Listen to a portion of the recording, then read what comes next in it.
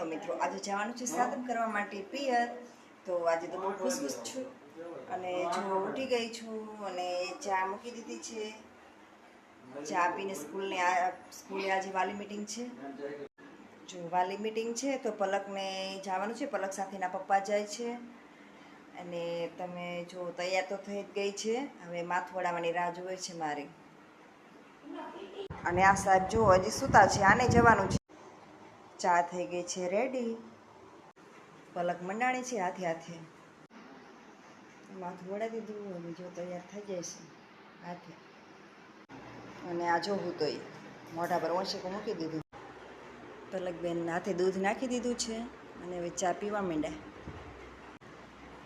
ચાલો, તમારે ચા પીવી હોય તો ચાલો.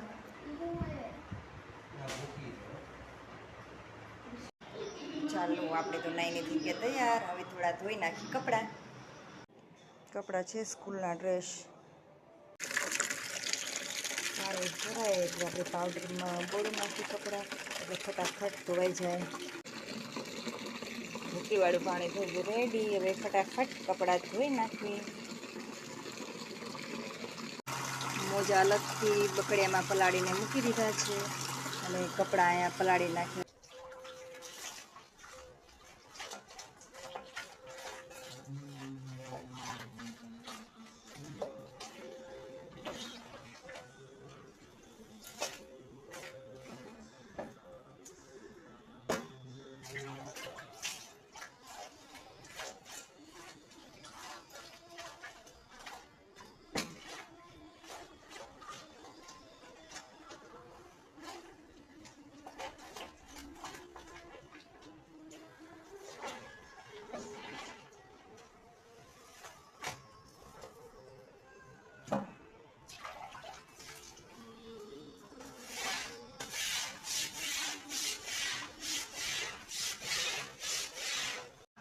પોણા 9 થઈ ગયા છે અને કપડાં ધોઈને સૂકવી નાખ્યા છે, પણ લાગતું નથી આજે કપડાં બપોરે સુકાય એવું, કેમ કે આજે તો વરસાદ આવે એવું છે.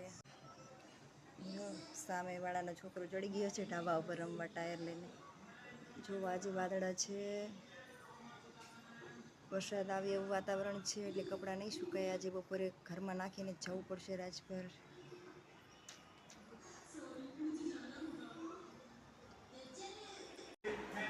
ચાલો, તારે મળીએ બીજા બ્લોગમાં. તો તમે અમારા વિડીયો જોતા રહેજો, લાઈક કરજો, શેર કરજો અને સબસ્ક્રાઈબ કરજો. હવે પિયર જવાનું છે એટલે અમે પોતાની તો તૈયારી હવે કરવી પડશે ને, તો હવે અમે તૈયારી કરીએ છીએ. તો મળીએ બીજા બ્લોગમાં.